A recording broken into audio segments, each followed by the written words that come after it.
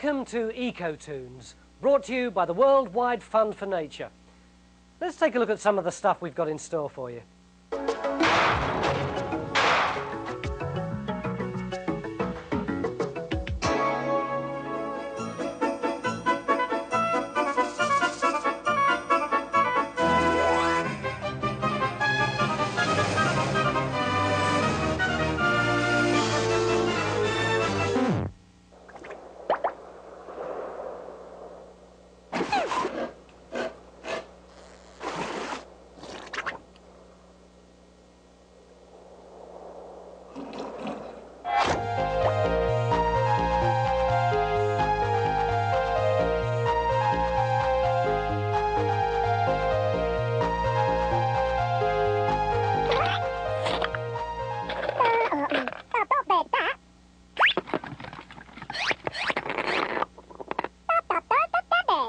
So why exactly have we made this tape?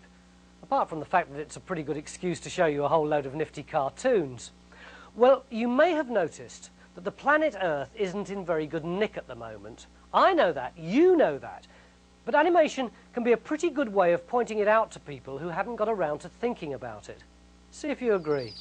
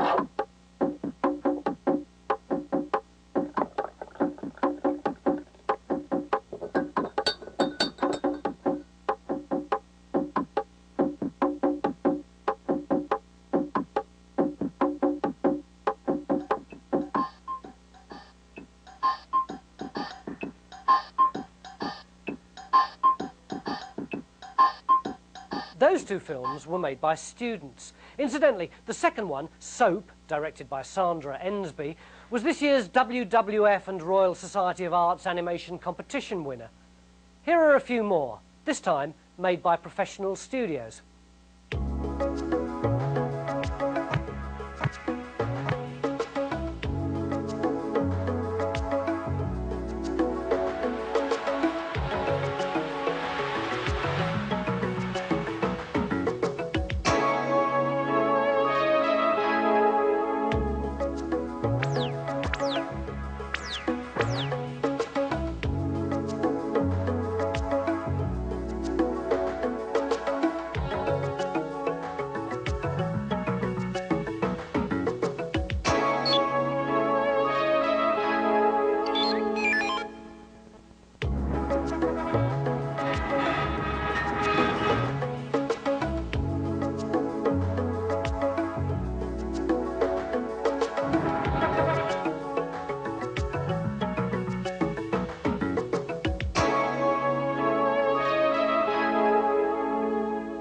Of course, concern for the environment isn't just a question of whether or not you use ozone-friendly products around your house, is it?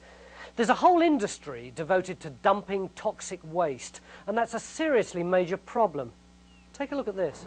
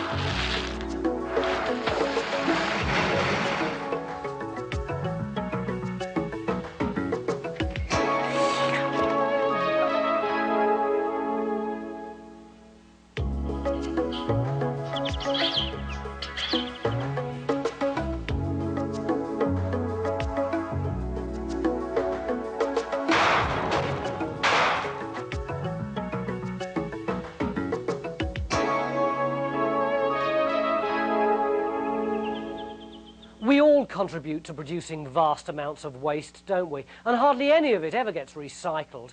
So what happens to the rest of it?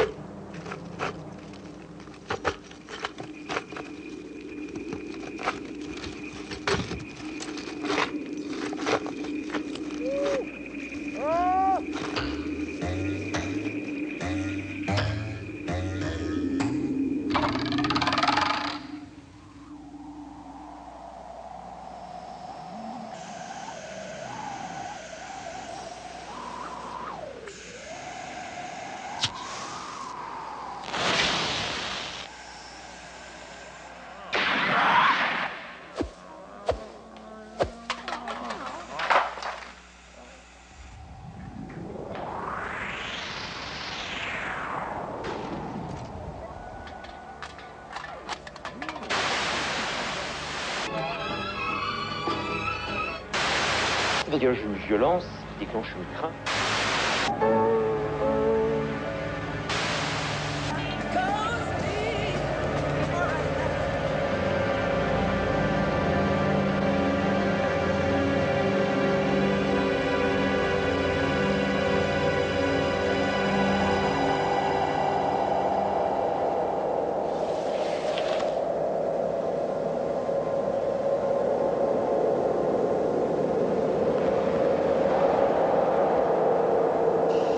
So how have we got into this terrible state where our whole planet is polluted and under threat? Is it just bad luck?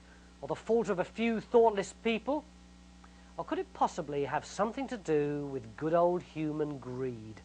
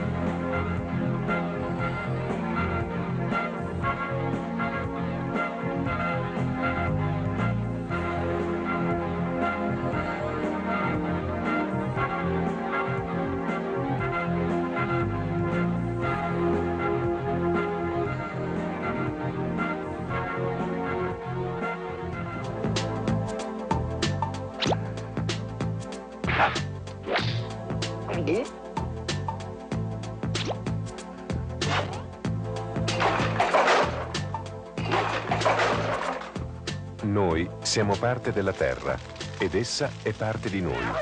Quello che le facciamo, lo facciamo a noi stessi.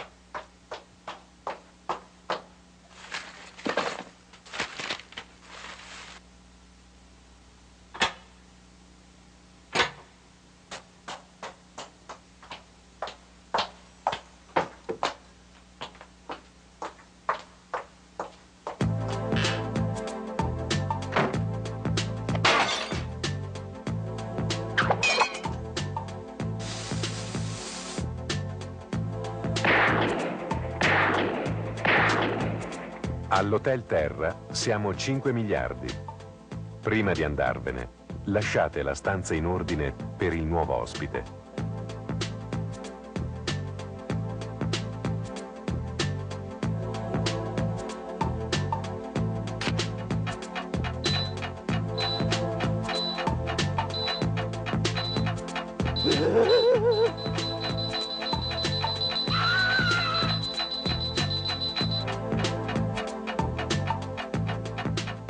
This next film's a bit special. At the beginning of 1993, WWF and the children's Saturday morning TV show Going Live announced a special competition. If you wanted to enter, you had to send in a simple storyboard, just 6 frames, showing the famous plasticine TV star Morph in some sort of green situation. Today's the day we're offering a Going Live viewer the chance to have his or her story turned into an animation by Aardman. Now, they're the people behind such creatures as the Creature Comforts animals and Morph. Thanks, Morph, and a big welcome to, I could call you, I suppose, Morph's co-creator, Yes, really, fair Peter enough. Lord. How do you start the whole thing, though?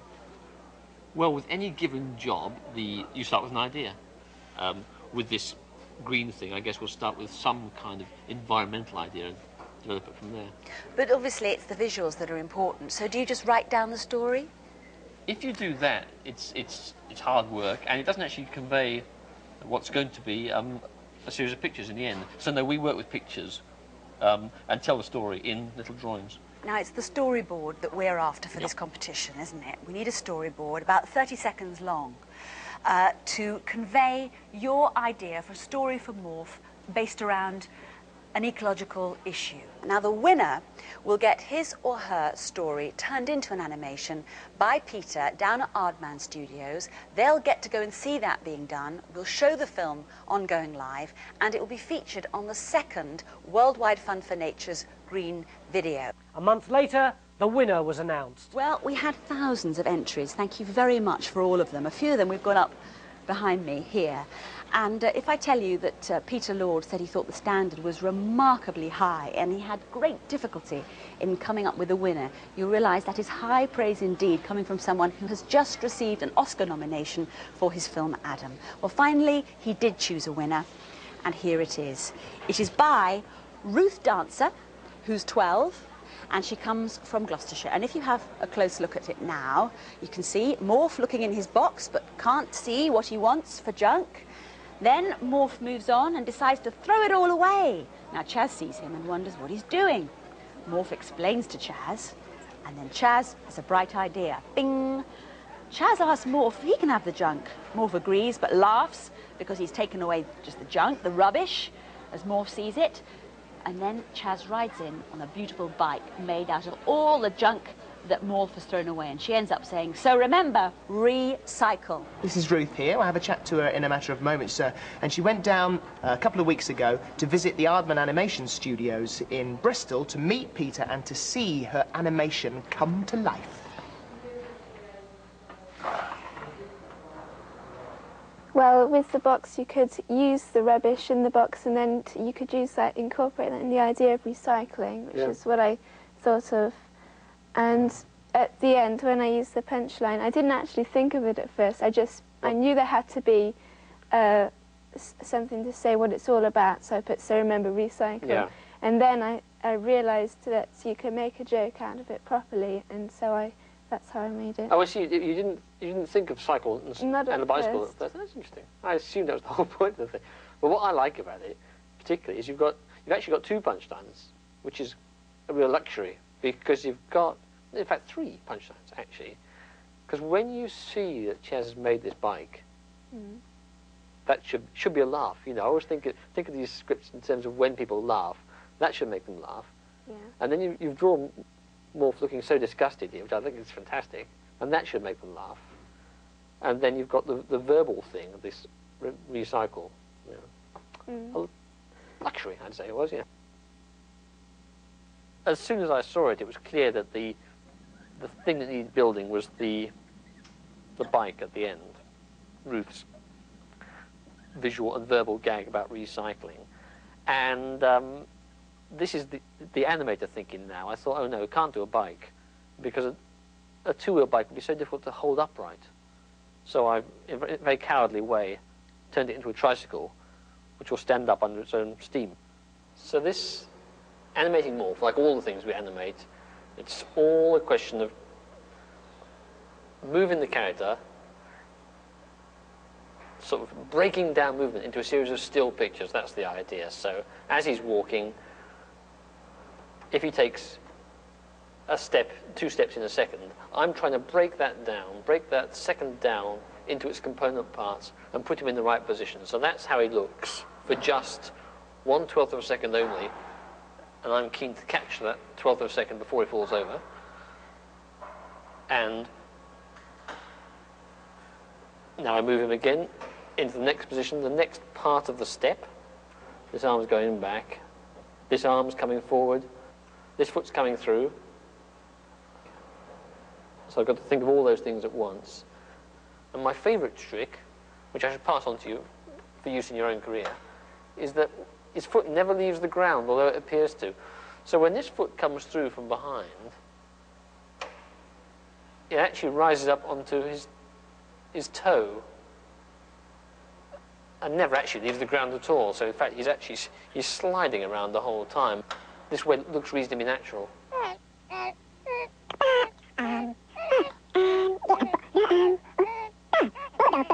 If you notice closely, his feet get bigger and bigger as he goes along. All the plasticine just wants to move down his legs towards his feet. So every few minutes I have to stop and move his feet back up to his legs again. long is it going to take? Well, it's going to take me 3 days at least, I should think, for your script, and up to 5. I mean, I normally reckon that a morph film will take between 3 and 5 days. Yours isn't too bad, I'm glad to say, not too difficult. So I hope maybe 3 days of this kind of thing, because I don't know if this looks slow to you, but to me this is like greased lightning, you know, really, compared to some of the stuff I do. Some days I may only take 1 second of animation in the course of a whole day. But working with morph is so easy, except for falling over, that I can probably shoot 15 seconds in a day or something like that.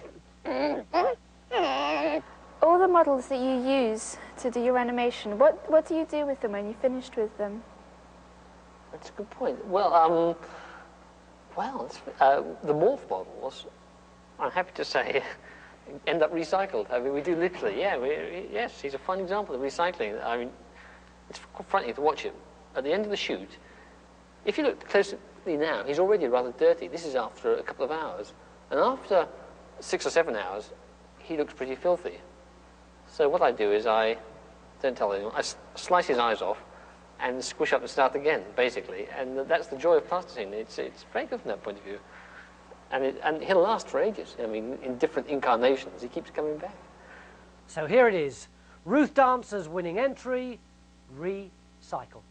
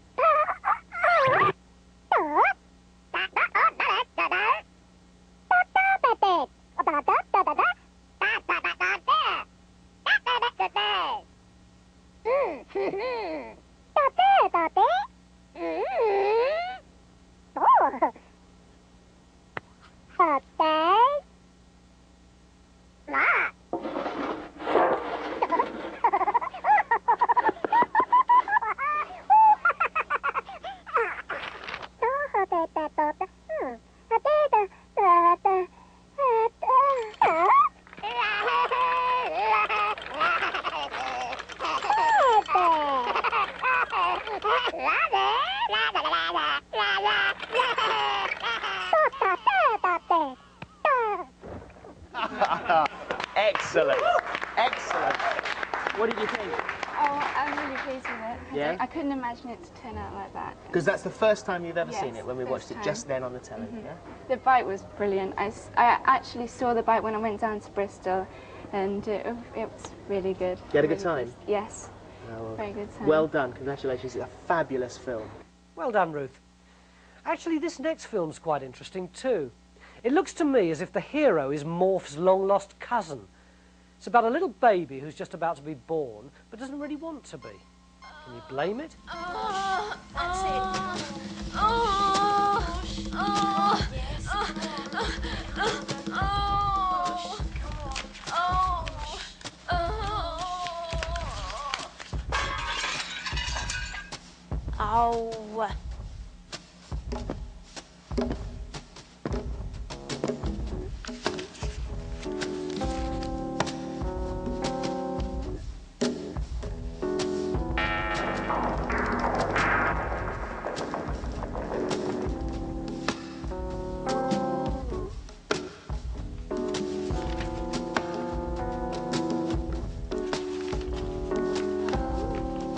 Come on, time to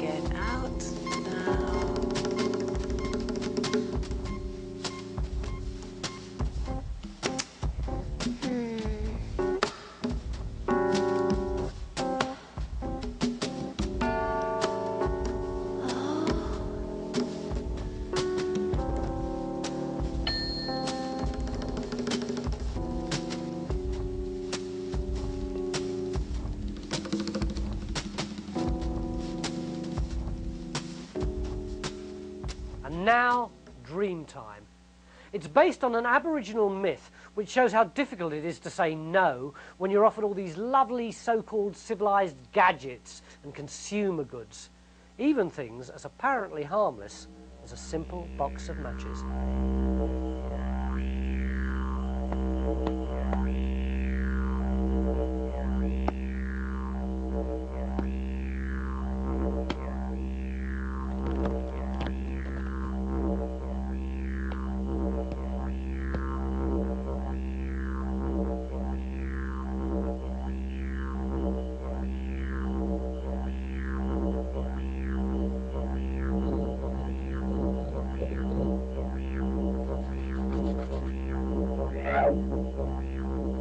In the beginning, the Wangan, the dingo, was a man, and his name was Jura. He was happy because he had everything he needed. He had a bark boat and could make others whenever he wanted to. He had a strong spine for sewing, and he had good resin from the ironwood tree. With all this, he could sew the bark together for his boats. He had paddles for his boat, and fire sticks for making a fire when he needed one. Wangan Jura met a white man one day, and the white man asked him, "What's that you're carrying?" "These are my fire sticks," replied Jura. But the white man asked, "What good are they?" Jura explained, "They're mine, they belong to me.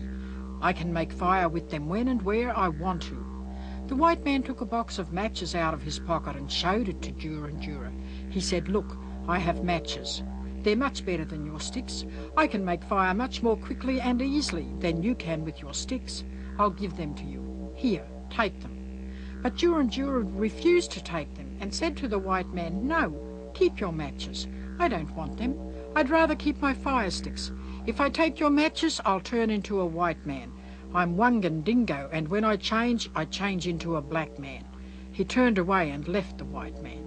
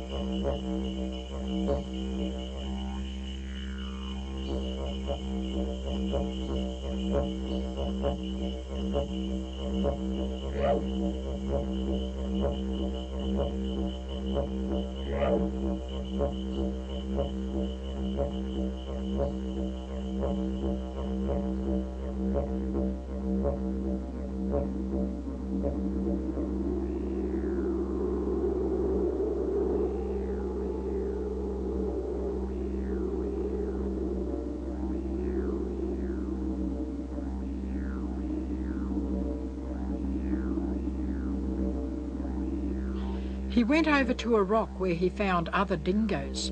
They all went back together to explain to the white man that they did not need him.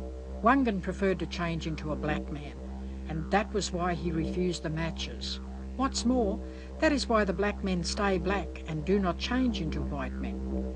Jura Wangan explained to white man that he could make fire perfectly well with his sticks. He also showed him how to make a bark boat, how he sewed it and caulked it with resin. He explained that he had everything that he wanted, that he was happy and did not need anything else. The white man was disappointed by this and said, "If that's the way it is, if you don't want my matches, I'll go away and take all my houses with me, though you could have sheltered in them during the rain." And he went away.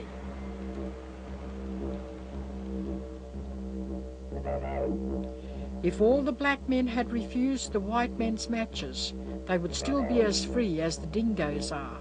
They could do anything they liked, just like the Wangan dingoes.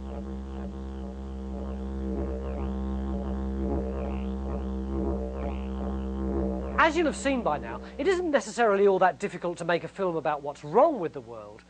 But let's finish with a bunch of cartoons that set about a much harder task, looking at what we might do to put things right.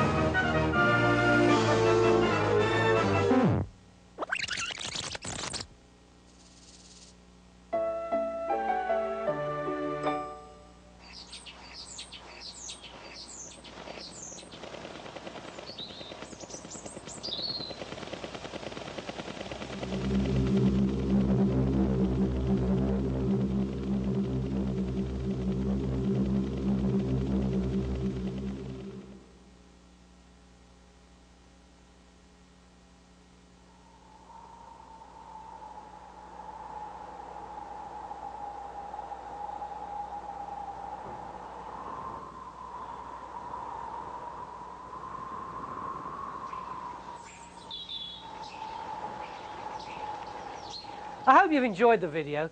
It isn't going to be easy to recreate everything this planet has lost, is it? And just throwing money at our problems isn't going to solve them all. We've got to change the way we think and the way we act. Let's hope these cartoons persuade a few more people to start trying. Bye. Oh, yeah.